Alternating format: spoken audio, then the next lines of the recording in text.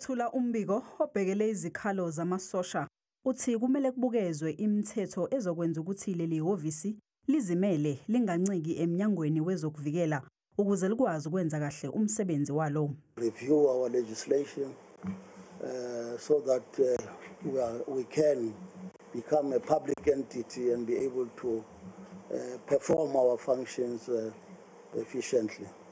Amalungu ePhalamende ayavumelana nalokhu. It's independent, but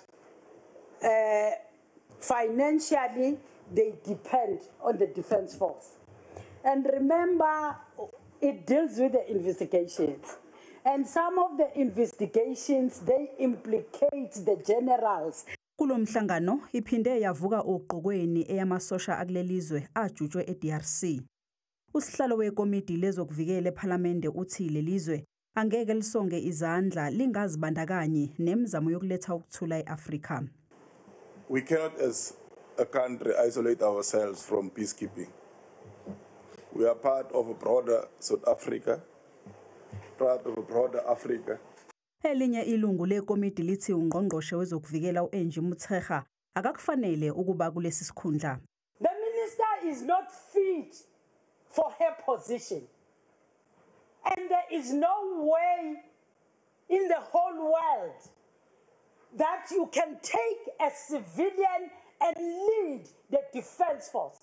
Kusenjalo okhulumela iqembu umkhonto wesizwe uNhlamulo Ndlela uthi uhulumeni kumele uthweswe icala lokuba budedengu ngokwehlele amasosha akuleli eDRC.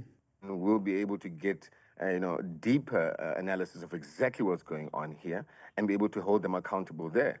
And it's through such platforms and these kind of engagements that we can then hold the President and the Minister of Defence accountable. Umengameli uCyril Ramaphosa ukugcizelele ukuthi uhulumeni wakuleli uzoqinisekisa ukuthi amasosha akuleli ayabuya ekhaya. Ukusho lokhu nje iSADC nomphakathi weMpumalanga yeAfrika bayahlangana ngalempela sonto ukuzobhunga ngezinxushunxushu zaseDRC. We will make sure that our boys, our soldiers do come back home. Umengameli unxuse ukuthi amaflegi akuleli andizele phansi ukuhlonipha amasosha akuleli afele empini nezihonga zeM23 eDRC ngoMasingana.